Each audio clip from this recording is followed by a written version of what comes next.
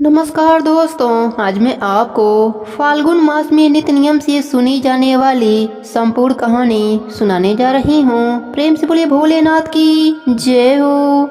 एक समय की बात है, एक गांव में एक सुध नाम का आदमी रहता था। वह गलत लोगों के संगत में आ जाने की वजह से डाकू बन गया था। वह लोगों को मारकर उनका धन लूट लेता था। एक दिन वह डाकू जंगल से होता हुआ सड़क की ओर जा रहा था कि अचानक सांप का जोड़ा डाकू के रास्ते में आ जाते हैं। डाकू को देख वह सांप अपनी रक्षा के लिए फन फैला लेते हैं। डाकू घबरा जाता है और अपनी बंदूक उन सांपों पर तान देता है। यह देख सांप क्रोधित हो जाते हैं और उस डाकू पर हमला कर देते हैं। डाकू अपनी जान बचाने के लिए 2 कदम पीछे हटता हुआ सांप पर गोली चला देता है। यह देखकर एक सांप डाकू पर तेजी से हमला करता हुआ डाकू के बंदूक पर चिपक जाता है।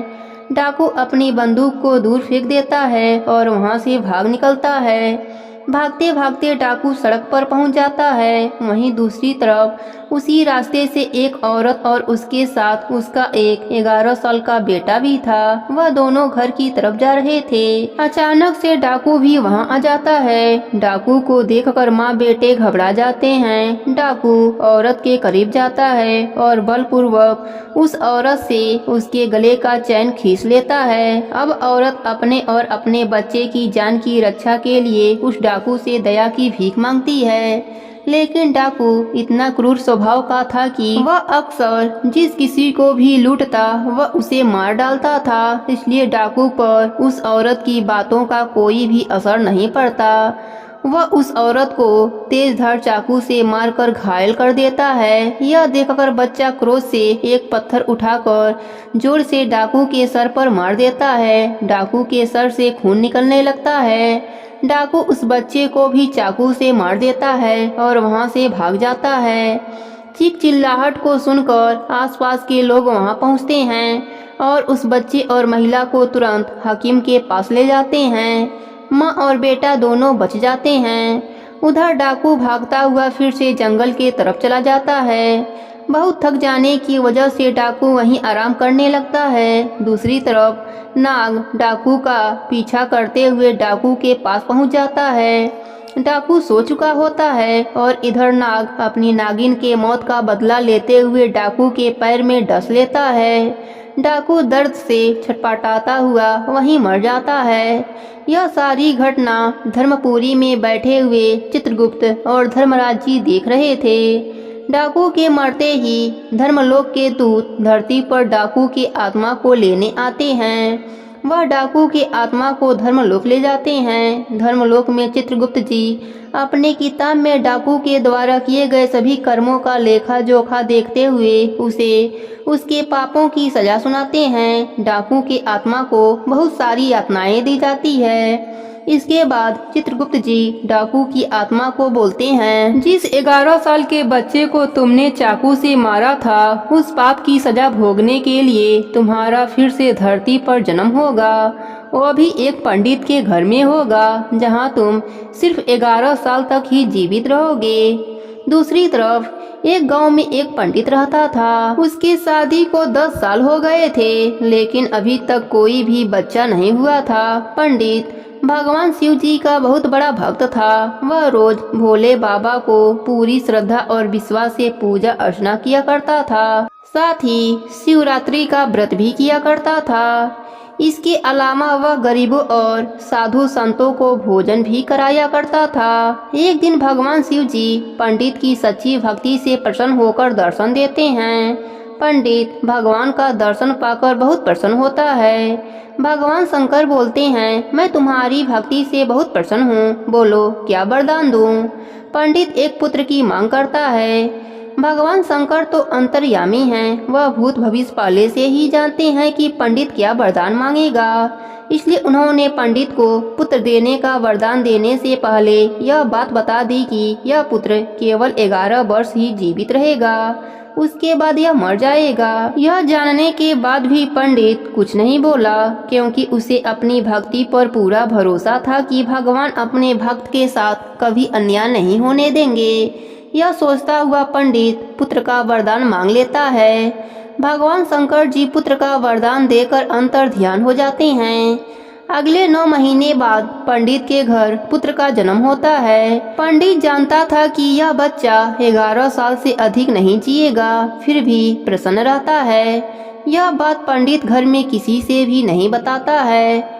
यह वही डाकू है जिसने 11 साल के बच्चे को चाकू से मार दिया था और अब एक पंडित के घर में पैदा हुआ है। इधर पंडित अपने बेटे को धर्म, कर्म, पूजा, भक्ति की सभी शिक्षाएं देता है, यहाँ तक कि अपने बेटे का नाम शंकर रखता है। देखते ही देखते दिन बीतते गए। शंकर को 11 साल पूरा होने में सिर्फ 1 महीना ही बचा था। पंडित शंकर के मामा को बुलाते हैं और खूब सारा धन देकर काशी जाने को कहते हैं। पंडित धन देते हुए कहता है कि वहाँ शंकर के हाथों 28 दिनों तक यज्ञ करवाना, साधु संतों को पूरी श्रद्धा से भोजन करवाना और पूरी विधि अनुसार महामृत्युंजय मंत्र का जप कराते हुए 30 दिनों तक रोज सुबह भगवान शिव जी की पूरी श्रद्धा से और विधि अनुसार पूजा करनी है। अगले ही दिन शंकर और मामा धन लेकर काशी के लिए निकल पड़ते हैं। काशी पहुँचते ही मामा और शंकर वह सब करना शुरू कर देते हैं जैसा कि पंडित ने बताया था। ठीक 30वें दिन शंकर की हालत अचानक खराब हो जाती है। शंकर के मामा शंकर को आराम करने के लिए अंदर भेज देते हैं। शंकर के मामा जब संत साधुओं को भोजन करवाकर शाम को शंकर के पास वापस लौटते हैं तब तक शंकर मर चुका है। यह देखकर शंकर के मामा जोर जोर से रोने लगते हैं। इतने में धर्मलोक के दूत शंकर की आत्मा को लेकर धर्मलोक पहुंचते हैं। धर्मलोक में चित्रगुप्त जैसे ही शंकर के पाप पुण्य के लेखे की किताब खोलते हैं तो चकित रह जाते हैं और जोर से बोल उठते हैं, असंभव, अद्भुत। यह 2 शब्द बोलते ही कुछ देर तक यूं ही मौन बैठे रहते हैं। फिर कुछ देर बाद चित्रगुप्त ऊंचे स्वर में यमदूतों को आदेश देते हैं कि तुरंत अभी के अभी शंकर की आत्मा को उसके शरीर में डालकर आओ। यमदूत शंकर की आत्मा उसके शरीर में पुनः डाल देते हैं और शंकर जिंदा हो जाता है। यह चमत्कार देखकर उसके मामा का खुशी का ठिकाना नहीं रहता। इधर धर्मलोक में इस बात को लेकर धर्मराज जी चित्रगुप्त से सवाल करते हैं कि यह कैसे हुआ। तब चित्रगुप्त जी बोलते हैं कि जब मैंने किताब खोली तो उसमें शंकर के द्वारा किए गए पुण्य कर्मों और भगवान शिव जी की आराधना और हवन जैसे शुभ और भक्ति की शक्ति से शंकर की कुंडली में जो उसके पिछले जन्म के पापों की वजह से मृत्यु योग बन रहा था वह योग खत्म हो चुका था। इसी के साथ शंकर के पुण्यों का लेखा सबसे अधिक था, जिस वजह से शंकर की उम्र बढ़कर 90 साल हो चुकी है। इस वजह से मुझे सृष्टि के नियमों का पालन करते हुए शंकर की आत्मा को पुनः शंकर के शरीर में भेजना पड़ा। इधर शंकर के मामा पूरे हर्षोल्लास के साथ आंखों में खुशी की आंसू लेकर शंकर को लेकर घर पहुंचते हैं तो शंकर को जिंदा देख शंकर के पिता इतना खुश होते हैं मानो उन्हें नया जीवन मिल गया हो। तब शंकर सबको सारी बात बताता है जो उसके साथ धर्मलोक में हुआ। यह सुन सभी का भगवान के प्रति श्रद्धा और विश्वास बढ़ जाता है और जयकारा लगाने लगते हैं। प्रेम से बोलिए भोलेनाथ की जय हो। एक गरीब ब्राह्मण था। वह रोजाना भोलेनाथ को जल चढ़ाता था। उसके पास कोई पात्र न था, इसलिए वह रोजाना दोनों हाथों में और मुंह में पानी भरकर ले जाता और भोलेनाथ के शिवलिंग पर मुंह का पानी और हाथों के पानी से नहला देता था। उसी ब्राह्मण के सामने बहुत बड़ा साहूकार रहता था। वह भी रोजाना शिव जी की पूजा आराधना किया करता था। संयोग से दोनों एक समय ही जल चढ़ाते थे तो साहूकार ब्राह्मण को देखकर तिलमिला उठता था और बुरी नज़र से देखता था और मन में सोचता था कि मैं तो चांदी के सिरंगी से पंचामृत लेकर चढ़ाता हूँ, शिवलिंग का अभिषेक करता हूँ और यह ब्राह्मण मेरी पूजन विधि को बिगाड़ देता है, भगवान को जूठा जल चढ़ाता है। साहूकार कई बार ब्राह्मण को समझाता था कि तुम मुंह में पानी मत लाया करो, मेरे सिरंगी लेकर जल चढ़ा लिया करो, लेकिन ब्राह्मण तो अपने धुन में लगा रहता था और साहूकार के बातों पर ध्यान नहीं देता था। यह सब भोलेनाथ देखते व सुनते रहते थे। एक दिन भगवान ने सोचा दोनों की परीक्षा लेनी चाहिए कि किसकी भक्ति सच्ची है। एक दिन ब्राह्मण व साहूकार दोनों एक साथ घर से निकले। दोनों भगवान की पूजा करने जा रहे थे। भोलेनाथ ने आधी तूफान चला दिया। अब ब्राह्मण तो तूफान से नहीं घबराया और आगे बढ़ चला और साहूकार जैसे ही आगे जाने लगा उसके थाली में रखी पूजन सामग्री सब उलट पुलट हो गई। आंख धतूरा, बेलपत्र, चंदन, रोली, मौली, चावल, फूलमाला सब तूफान से नीचे गिर गए। साहूकार तो घबरा गया। सोचा कि ऐसा तूफान आ रहा है, मैं आज मंदिर नहीं जा पाऊंगा और वापस घर जाने लगा। लेकिन पीछे से वापस देखा कि ब्राह्मण तो मंदिर जा रहा है, मैं भी हिम्मत करके जाता हूँ। साहूकार ने वापस से थाली लगाई और आगे बढ़ा। थोड़ी ही दूर पर एक सूखी नदी थी। भगवान ने सोचा यह दोनों तो एक परीक्षा में पास हो गए, अब दूसरी मुसीबत करनी चाहिए। तो भगवान ने उस सूखी नदी में बाढ़ चला दिया। अब पानी बहुत बेग से आ रहा था। दोनों नदी के पास जाकर खड़े हो गए। अब ब्राह्मण ने सोचा कि भगवान को जल चढ़ाने का नियम है, उसे नहीं तोड़ना चाहिए। मैं तो बिना भगवान के जल चढ़ाए रह नहीं सकता हूँ, मुझे तो जाना चाहिए। अगर पानी के बहाव में बह भी गया तो कोई बात नहीं, एक दिन तो मरना ही है, यह तो निश्चित है। इस संसार को छोड़कर एक दिन जरूर जाना है, फिर इस देह का मोह क्या करना। आज नहीं तो कल मरना ही है, आया है सो तो जाएगा। राजा रंग फकीर, फिर मुझे सोचना नहीं चाहिए। और नदी उस पार मंदिर है तो नदी पार करके जल जरूर चढ़ाऊंगा। वह तो हिम्मत करके ओम नमः शिवाय का नाम लेकर नदी में कूद गया और गोते लगाता हुआ नदी के दूसरे किनारे पहुंच गया। इधर साहूकार ने देखा कि नदी में बाढ़ बहुत तेज है, अगर मैं कूद गया तो पानी के बहाव में बह जाऊंगा। जानबूझकर मौत के मुंह में क्यों जाऊं? मर गया तो पत्नी बच्चे रोते रहेंगे और सारा कारोबार भी समाप्त हो जाएगा। मंदिर की पूजा तो कल कर लूंगा। साहूकार तो मन में सोचता हुआ वापस घर आ गया। अब इधर ब्राह्मण मंदिर के द्वार तक पहुंच गया तो भोलेनाथ ने सोचा कि ब्राह्मण की भक्ति तो बहुत सच्ची है और अब भगवान को भी मजा आने लगा। सोचे देखते हैं, एक परीक्षा और ले लेते हैं, अगर इसमें पास हो गया तो इसको दर्शन दे दूंगा। जैसे ही ब्राह्मण मंदिर के अंदर प्रवेश करने लगा, भगवान ने मंदिर के छत से पटरियां गिराना शुरू कर दिया। अब धड़ाधड़ पटरियां गिरने लगी। ब्राह्मण ने सोचा अगर एक भी पटरी भगवान के शिवलिंग पर गिर गई तो मूर्ति खंडित हो जाएगी, तो सारी जनता पूजन करने कहाँ जाएगी। इस गांव में एक ही तो मंदिर है, दूर दूर तक कहीं भी मंदिर नजर नहीं आता। मुझे शिवलिंग की रक्षा करनी चाहिए। ब्राह्मण तुरंत शिवलिंग के ऊपर लेट गया। सोचा मैं मर गया तो कोई बात नहीं, लेकिन भगवान के शिवलिंग को कुछ नहीं होना चाहिए। वह जैसे ही शिवलिंग पर लेटा, भगवान ने तूफान रोक दिया और भोलेनाथ ने साक्षात दर्शन दिए और ब्राह्मण को गले से लगाया और कहा मांगो, तुम्हें क्या चाहिए, हम तुम्हारी भक्ति से अति प्रसन्न हैं। ब्राह्मण ने कहा प्रभु मुझे क्या चाहिए, मुझे तो आपके दर्शन हो गए और इससे बड़ा क्या चाहिए।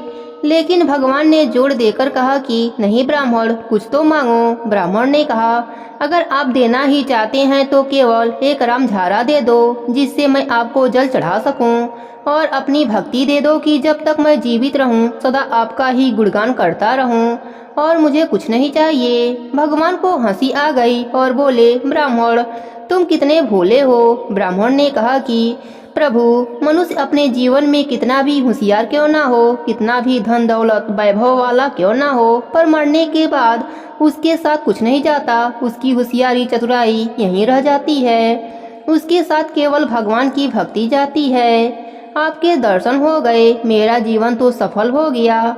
भगवान ने उसकी बातें सुनी, लेकिन भोलेनाथ तो कुछ ऐसे हैं जो अपने भक्तों को बिना मांगे ही सब कुछ दे देते हैं। भगवान ने ब्राह्मण को धन दौलत वैभव आदि सब दे दिया। वह ब्राह्मण आशीर्वाद लेकर घर आया तो अपनी झोपड़ी ढूंढने लगा, लेकिन उसकी झोपड़ी नहीं मिली। उस जगह उसे बहुत सुंदर सा महल मिला।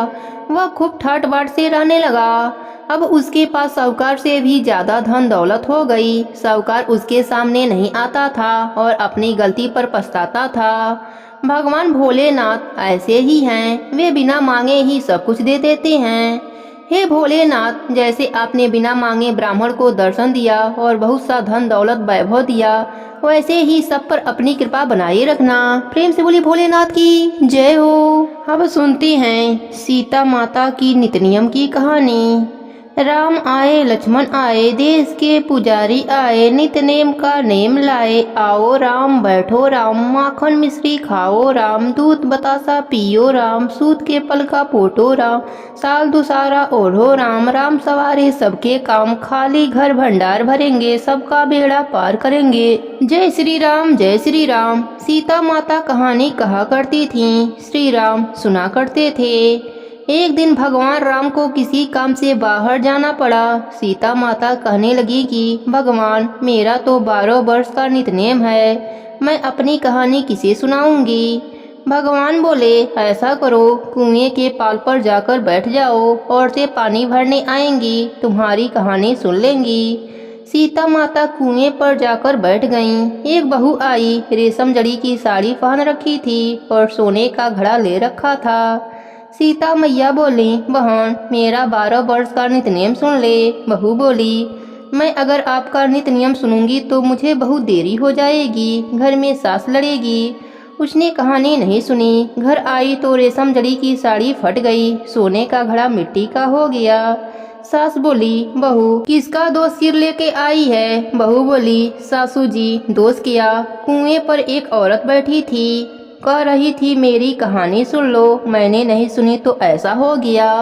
अगले दिन सास वही साड़ी पहनकर गई, वही घड़ा लेकर गई। सीता माता बैठी पाई।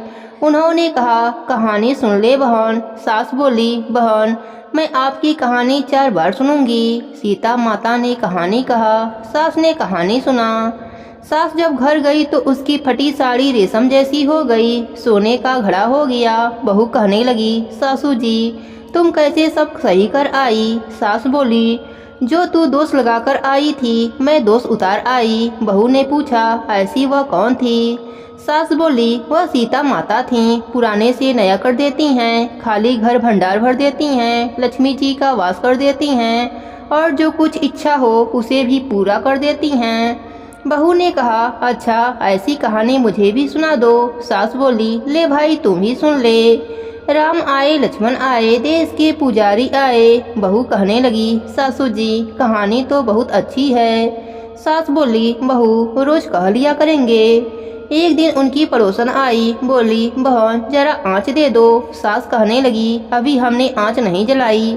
वह बोली, तू 4 बजे से उठकर क्या कर रही हो। वह दोनों बोली, हम नहाए धोए, पूजा पाठ करें और सीता माता की कहानी कह रहे हैं। वह बोली, इससे क्या होता है। वह दोनों बोली, सीता माता की कहानी कहने से अटूट भंडार भरते हैं, सारे कार्य सिद्ध हो जाते हैं। पड़ोसन बोली, ऐसी कहानी मुझे भी सुना दो। वह बोली, ले भाई, तू भी सुन ले। राम आए लक्ष्मण आए, देश के पुजारी आए। पड़ोसन कहने लगी, बहन कहानी तो मुझे बहुत अच्छी लगी। अब पड़ोसन भी नित नेम सीता माता की कहानी कहने सुनने लगी। सीता माता ने उसका भी भंडार भर दिया। हे मेरी सीता माता, जैसे उन सबके भंडार भरे, मेरी भी भरियो। लक्ष्मी जी का वास हो, अन्नपूर्णा का वास हो। प्रेम से बोली सीता माता की जय हो, राम जी की जय हो। अब सुनती हैं विष्णु भगवान की कहानी। प्रेम से बोली विष्णु भगवान की जय हो। एक समय की बात है, एक गांव में रघु केवट का घर था। घर में उसकी पत्नी और बूढ़ी माता थी। रघु केवट गांव में मछलियां पकड़ने का कार्य किया करता था। वह सुबह सुबह मछलियां पकड़ने का जाल लेकर मछलियां पकड़ने जाता था और इस पकड़ी हुई मछलियों को बेचकर वह परिवार का पालन पोषण किया करता था। पूर्व जन्म के पुण्य और संस्कारों के प्रभाव से रघु के हृदय में भगवान की भक्ति थी। वह अत्यंत दयालु था। मछलियां जब उसके जाल में आकर तड़पने लगती तब उसका चित्त व्याकुल हो जाता। उसे अपने कार्य पर गलान होती, परंतु जीवन निर्वाह का दूसरा कोई साधन नहीं होने के कारण वह अपने व्यवसाय को छोड़ नहीं पा रहा था। रघु ने एक अच्छे गुरु से दीक्षा ली थी। गले में तुलसी की कंठी बांध रखी थी। वह सुबह सुबह स्नान करके भगवान का नाम जपा करता था। साथ ही भागवत सुनना, सत्संग में जाना उसका दैनिक कार्य हो गया था। इन सब से उसका अंतःकरण धीरे धीरे शुद्ध हो गया। जीव मात्र में भगवान विराजमान है, यह बात उसके समझ में आने लगी। जीव हिंसा से उसे तीव्र विरक्ति होने लगी। रघु के लिए मछली पकड़ना बहुत ही कलेशदायक हो गया। उसने इस काम को छोड़ दिया। कुछ दिन तो घर में संचित अन्न से काम चलता रहा। इसके बाद उपवास होने लगा। घर में त्राही त्राही मच गई। पेट की ज्वाला तथा माता और अपने पत्नी के तिरस्कार से व्याकुल होकर रघु को फिर जाल उठाना पड़ा। वह स्वयं तो भूख से प्राण दे सकता था, पर वृद्ध माता और पत्नी का कष्ट उससे सहन नहीं हो रहा था। वह पछताता और भगवान से प्रार्थना करता हुआ एक दिन मछली पकड़ने तालाब पर गया। जाल डालने पर एक बड़ी सी लाल रंग की मछली जाल में आ गई और जाल से निकलने पर तड़पने लगी। रघु का हृदय छटपटा उठा। उसे याद आया कि सभी जीवों में भगवान है।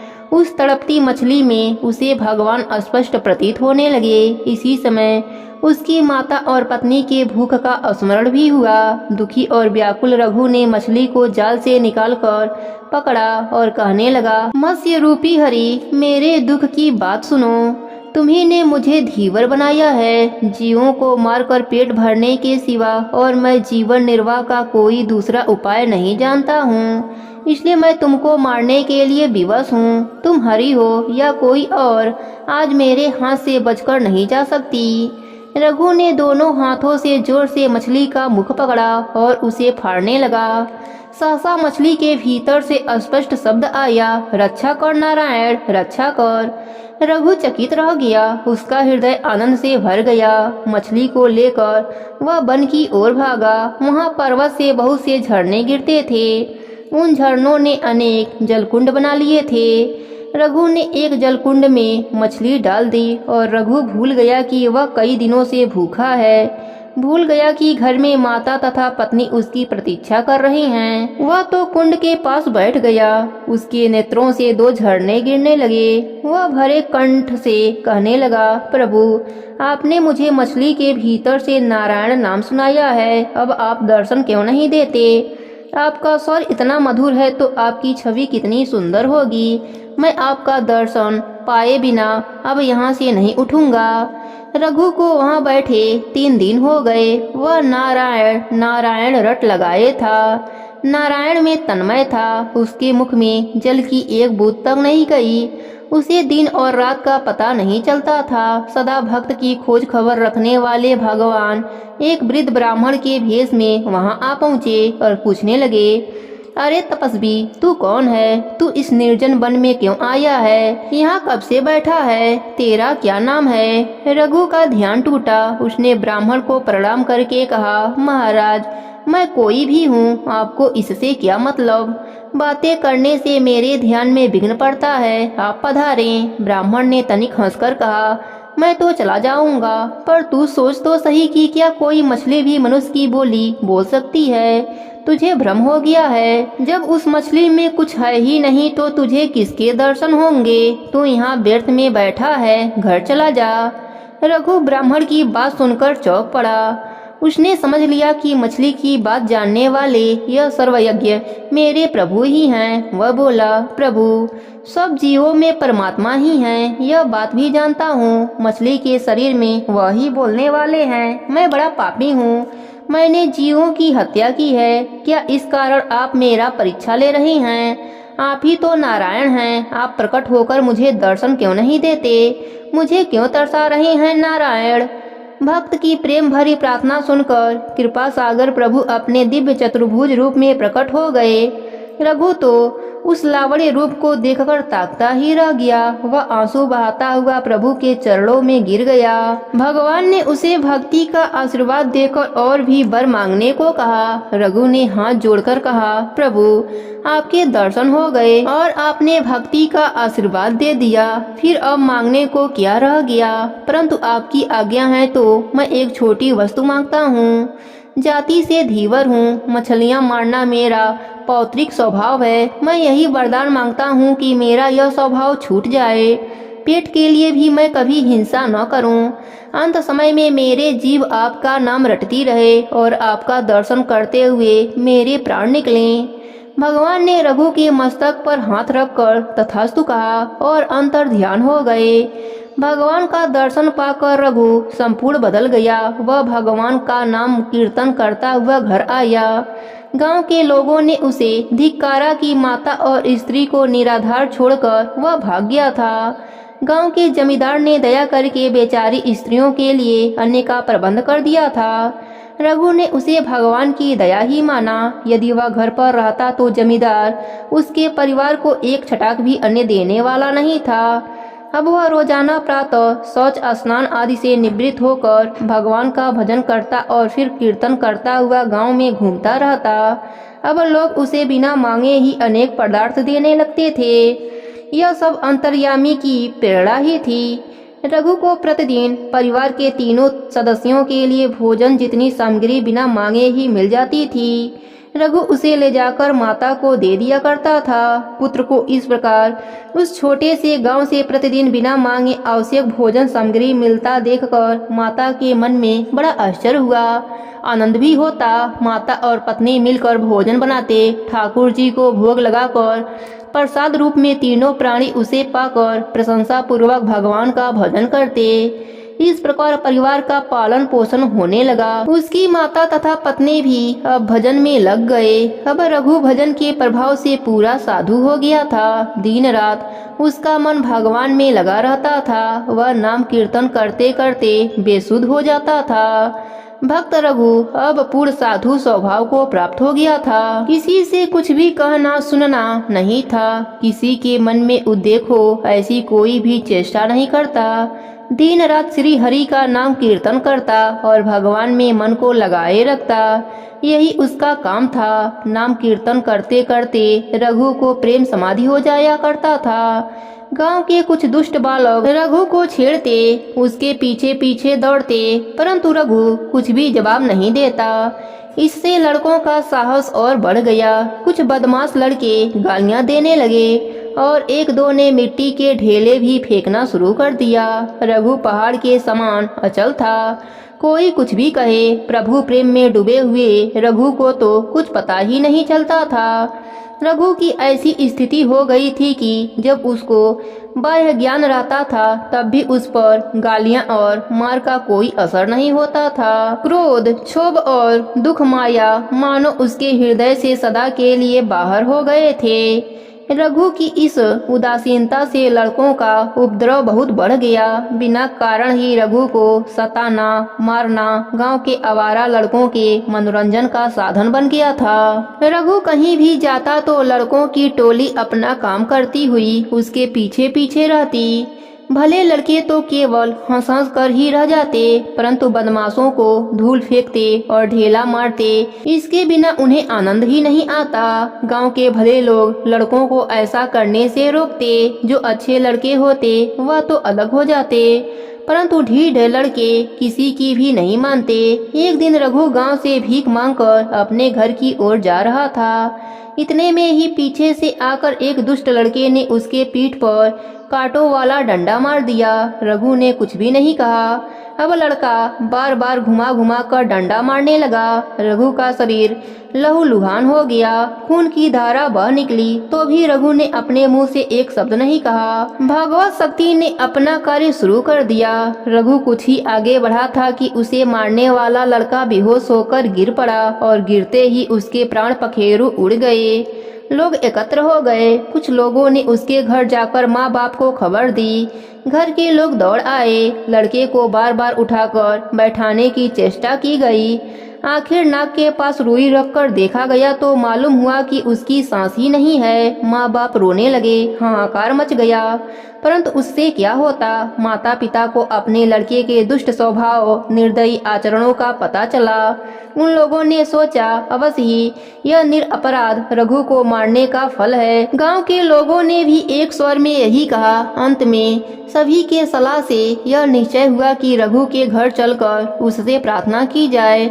भक्त बहुत ही कोमल हृदय के होते हैं। उनका चित्त दूसरों का दुख देखकर सहज ही पिघल जाता है। रघु महान भक्त है, यदि वह बालक का अपराध क्षमा कर देगा तो लड़का जी उठेगा, इसमें संदेह नहीं है। यह विचार कर बालक के माता पिता घर के अन्य लोगों के साथ मरे हुए शरीर को लेकर रोते कहारते हुए रघु के घर पहुँचे और दोनों वृद्ध स्त्री पुरुष रघु के चरणों में गिरकर दीन बाड़ी से कहने लगे, भक्त रघु, हम आज बड़े ही दुखी हैं। हम जानते हैं कि हमारा लड़का बहुत ही दुष्ट था और उसने तुमको जो तकलीफ दी है वह कभी भी क्षमा करने योग्य नहीं है, परंतु माँ बाप के नाते हम आज सर्वथा निराशाएं हो गए हैं। हम अंधों का तो वही एकमात्र लड़का था, उसके दुष्टता की ओर देखते हैं तो हम तुम्हें मुंह भी नहीं दिखा सकते, परंतु तुम्हारी दयालुता पर भरोसा करके हम तुम्हारे सामने रो रहे हैं। अब तुम इस अज्ञानी बालक का अपराध क्षमा करो, यह बच्चा नहीं जिएगा तो हम दोनों भी नहीं जी सकेंगे। तुम भक्त हो, तुम्हारा कोई शत्रु नहीं है, फिर इस बालक पर इतनी कठोरता क्यों की? रघु वृद्ध दंपति को चरणों में पड़ा देखकर उसका हृदय चकित सा रह गया। उसे अभी तक यह मालूम न था कि उसको मारने वाला लड़का मर गया है। अब सारी बात समझकर रघु ने कहा कि यह आप क्या कह रही हैं? मैं अधम केवट हूँ, आप लोग मेरे पैरों को हाथ न लगाइए। यह कहकर रघु ने बड़ी ही नम्रता के साथ उन्हें उठाकर बैठाया और कहा, यह आप क्या कर रही हैं? मैंने तो कभी नहीं चाहा कि आपका बालक मर जाए। यदि मेरे कारण ही इसकी मृत्यु हुई है तो मैं भी बड़ा अपराधी हूँ। मेरे इस अपराध से कैसे छुटकारा होगा? यह सच है कि उसने मुझको मारा था, परंतु इसमें उसका क्या कसूर था? निजकृत कर्म रूपी कारण हुए बिना ईश्वर के राज्य में किसी को कोई दंड नहीं मिल सकता। मुझे यह जो शारीरिक दंड मिला है यह अवश्य ही मेरे किसी पूर्वकृत कर्म का ही फल है। वह तो बेचारा मूर्खतावश निमित्त बन गया था। हे परमेश्वर, मैं कैसा अन्यायी और पापी हूँ कि आज मुझ अधम के कारण इस वृद्ध स्त्री पुरुष पर महान संकट आन पड़ा है। यदि वास्तव में मेरे मन में उस बालक के प्रति उसके द्वारा मारते समय भी कोई द्वेष न उपजा हो तो हे प्रभु, दया करके इस बालक को जीवन दान दीजिए। ऐसा कहते कहते रघु की आंखों में आंसुओं की धारा बह चली। उसने प्रेम से कहा, भाइयों आओ, हम सब मिलकर श्री हरि नाम की धुन लगाएं और बालक को उठ बैठने के लिए कहें। इतना सुनकर सबने मिलकर हरि कीर्तन आरंभ कर दिया। मृत बालक के चारों ओर घूम घूम कर गांव वाले कीर्तन करने लगे।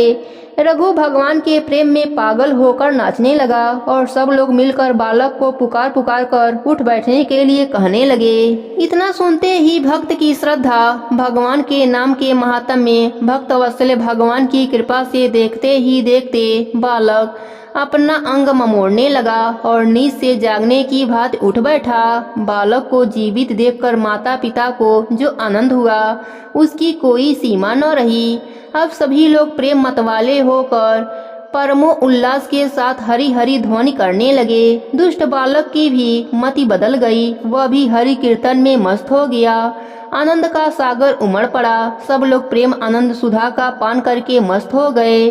कुछ समय बाद रघु ने सबको भगवत प्रेम का उपदेश प्रदान करके अपने अपने घर जाने को कहा। लोग विस्मय और आनंद में डूबे हुए घर को लौट रहे थे। इधर रघु भगवान के भजन में तब्दील हो गया। भगवत भजन के प्रभाव से रघु में इतनी शक्ति आ गई कि उसके मुख से जो भी कुछ निकल जाता वही सत्य हो जाता। दूर दूर तक रघु केवट की ख्याति फैल गई। सभी लोग उसे महान भक्त और वचन सिद्ध महात्मा मानने लगे। ख्याति बढ़ने के साथ ही भिन्न भिन्न कामना करने वाले लोग, स्त्री और पुरुष की भीड़ उसके घर पर आकर लगने लगी। वास्तव में रघु इस परपंच से घबरा गया। मान प्रतिष्ठा बिस्सी लगने लगी थी। अब वह घर छोड़कर निर्जन एकांत स्थान में रहने लगा और दिन रात केवल भगवान के भजन में ही बिताने लगा। इस तरह रघु केवट बड़ा भाग्यवान था। उसने इस लोक में मान सम्मान पद प्रतिष्ठा को विष के समान समझकर सर्वथा त्याग कर दिया था। अंत समय में रघु केवट को अपने पत्नी और माता के साथ बैकुंठ धाम में वास मिला। हे भगवान विष्णु, जैसे आप रघु केवट पर अपनी कृपा करी, उसे अपने भक्ति करने का आशीर्वाद दिया, वैसे ही अपने सभी भक्तों पर अपनी कृपा बनाए रखना। प्रेम से बोले विष्णु भगवान की जय हो। बात द्वापर युग की है। भगवान श्री कृष्ण की लीला काल का समय था। गोकुल में एक मोर रहता था। वह नित्य प्रति भगवान की लीलाओं को देखता था और प्रभु की कृपा पाना चाहता था। वह मोर भगवान के द्वार पर जाकर डेरा डाल लिया और भगवान के नाम का रट लगाने लगा। जब भी भगवान भीतर बाहर आते जाते मोर गोविंद गोविंद गोपाल गोपाल रटता रहता था। ऐसे ही करते करते साल बीत गए, परंतु भगवान का ध्यान उस पर नहीं गया। एक दिन वह काफी निराश हो गया और रोने लगा। उसी समय वहाँ से एक मैना उड़ती जा रही थी कि उसकी नजर उस रोते हुए मोर पर पड़ी। वह उसके पास आई और मोर से रोने का कारण पूछा और कहा, मैं बहुत हैरान हूँ कि भगवान कृष्ण के द्वार पर कोई रो रहा है। मोर ने कहा कि मैं पिछले 1 साल से इस छलिए के द्वार पर बैठा हूँ। मैं इनकी कृपा दृष्टि चाहता हूँ, पर इन्होंने मुझे एक बार भी नहीं देखा, इसलिए आज निराश होकर मेरी आंखों से आंसू निकल आए। मैना ने कहा, तुम चिंता मत करो, मैं श्री राधे जी के बरसाने से आ रही हूँ। वह बड़ी ही दयालु हैं। तुम मेरे साथ बरसाना चलो, वह तुम पर अवश्य ही कृपा दृष्टि करेंगी। दोनों बरसाना की ओर उड़ चले। राधा रानी के द्वार पहुँचते ही मैना ने राधे राधे बोलना शुरू कर दिया, परंतु मोर वह तो राधे रानी के द्वार पर भी पहुंचकर अपने प्रिय को नहीं भूल पाया और वहाँ भी बोला, हे गोविंद हे गोपाला। मोर के मुख से गोविंद का नाम सुनते ही राधा रानी दौड़ी आईं और मोर को अपने हृदय से लगा लिया और पूछा, हे मोर तू कहाँ से आया है? तब मोर बोला, जय हो राधा रानी की। आज तक सुना था कि आप करुणामयी हो, परंतु आज देख भी लिया। राधा रानी बोली, वह कैसे? तब मोर ने कहा, मैंने एक बार आपके द्वार पर आकर गोविंद को आवाज लगाई और कृपा बरसाने दौड़ी चली आई, और एक वे हैं मेरे श्री कृष्ण। पिछले 1 वर्ष से द्वार पर पड़ा कृष्ण कृष्ण कह रहा हूँ, आना तो दूर एक नजर भर देखा भी नहीं। तब राधा रानी ने कहा, अरे नहीं, मेरे कृष्ण ऐसे नहीं हैं। अब तुम जाओ और जाकर फिर से उनके द्वार पर आवाज लगाओ, परंतु इस बार राधे राधे बोलना।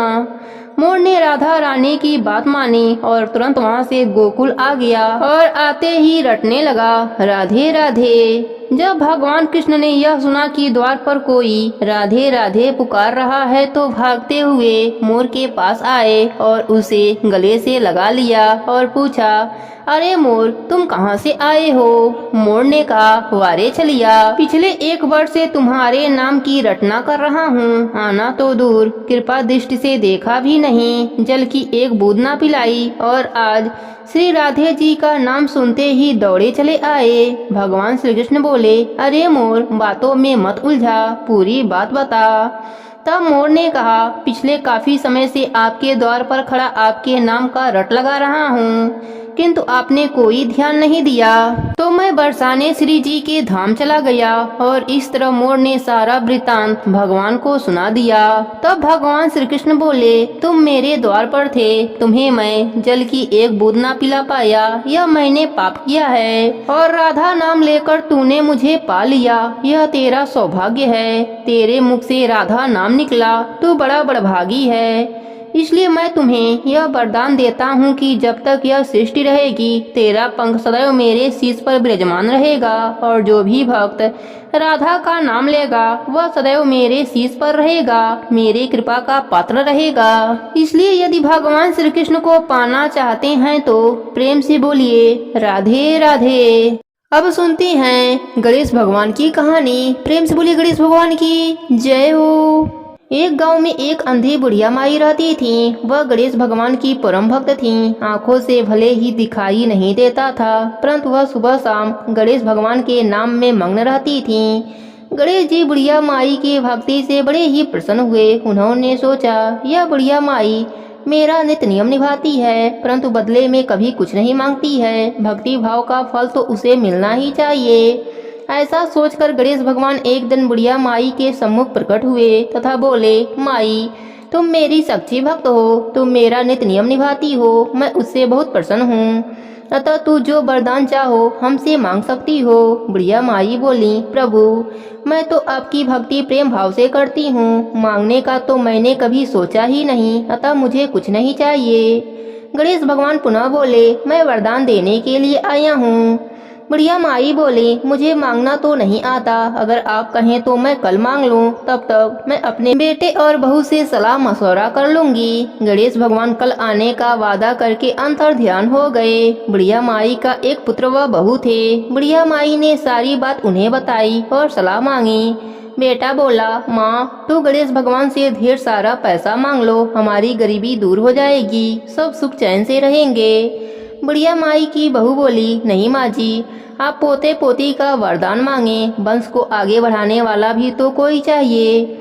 बुढ़िया माई बेटे व बहू की बात सुनकर सोचने लगी, यह दोनों तो अपने अपने मतलब की बात कर रहे हैं। फिर बुढ़िया माई ने अपने पड़ोसन से सलाह लिया। पड़ोसन ने कहा, तुम्हारी सारी जिंदगी दुखों में कटी है, अब जो थोड़ा सा जीवन बचा है वह तो सुख से व्यतीत हो जाए, धन अथवा पोते का तू क्या करेगी? अगर तुम्हारी आंखें ही नहीं है तो यह तो सांसारिक वस्तुएं तुम्हारे लिए व्यर्थ हैं, अतः तुम अपने लिए अपने आंखों की रोशनी मांग लो। बुढ़िया माई घर लौट आई।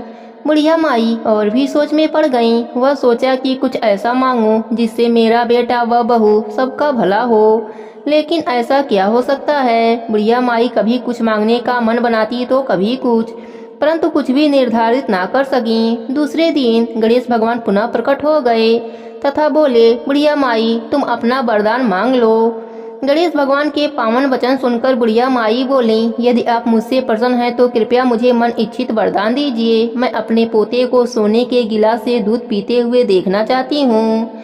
बुढ़िया माई की बातें सुनकर गणेश भगवान उसके सादगी व सरलता पर मुस्कुरा दिए और बोले, तुमने तो मुझे ठग ही लिया। मैंने तुम्हें एक वरदान मांगने के लिए बोला था, परंतु तुमने तो एक वरदान में ही सब कुछ मांग लिया।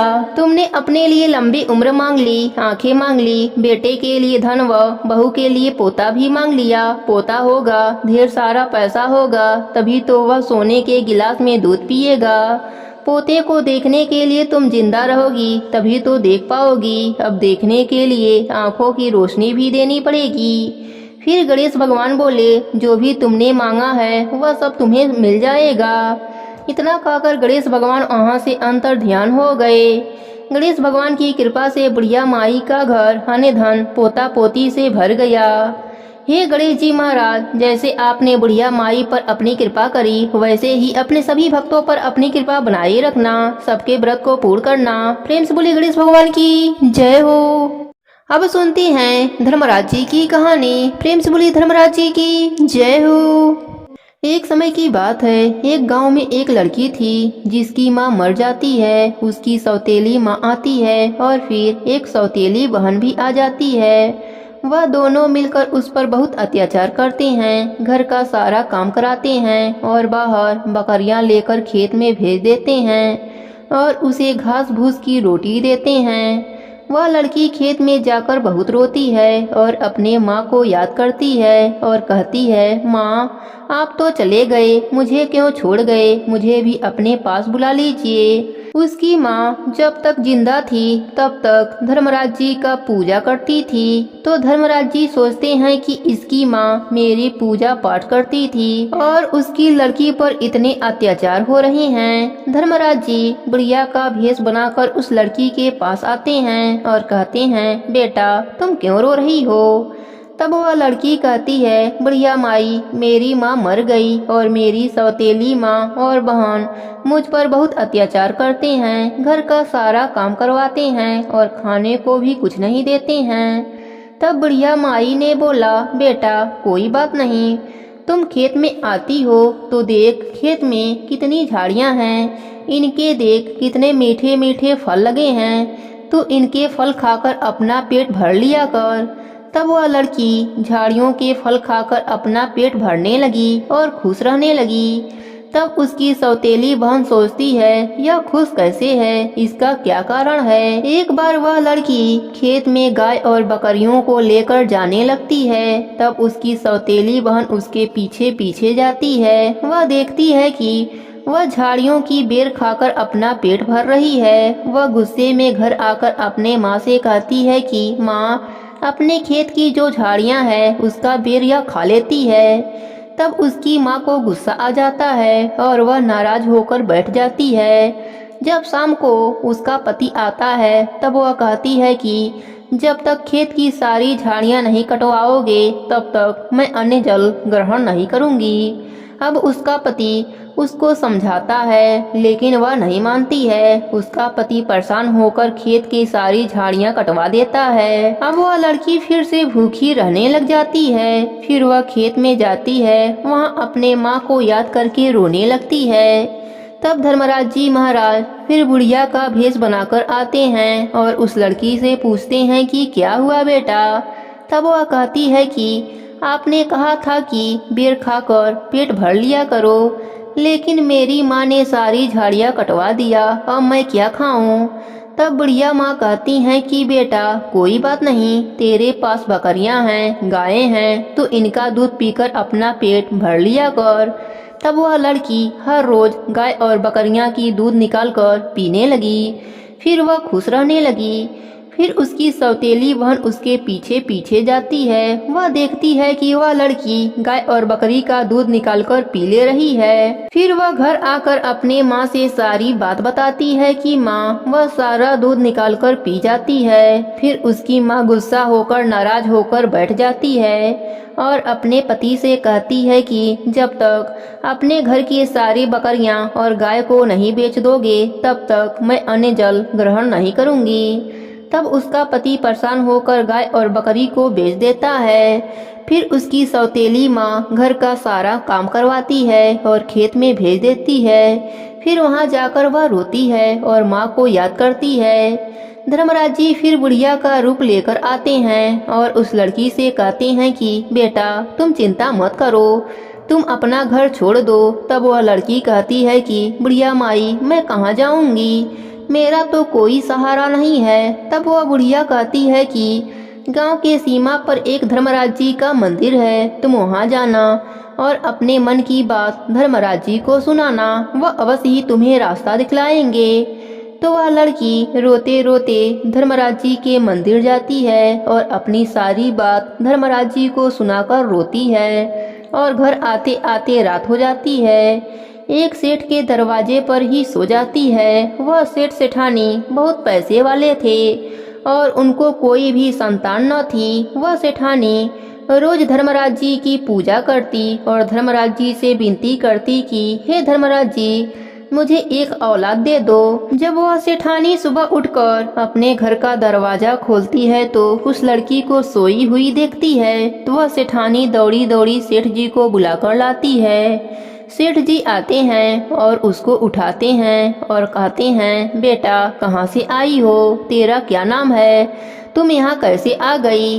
तब वह लड़की सारी कहानी सेठ सेठानी को सुनाती है। तब सेठानी की ममता जाग जाती है। वह सोचने लगती है कि यह वही मेरी बेटी है जिसकी मुझे आज तक तलाश थी। सेठ सेठानी उस लड़की को गोद ले लेते हैं। इस प्रकार सेठ सेठानी को औलाद की प्राप्ति हो जाती है और उस लड़की को माँ बाप मिल जाते हैं। हे धर्मराज जी, जैसे आप उस लड़की की झोली खुशियों से भर दिया वैसे ही अपने सभी भक्तों पर अपनी कृपा बनाए रखना। प्रेम से बोलिए धर्मराज जी की जय हो।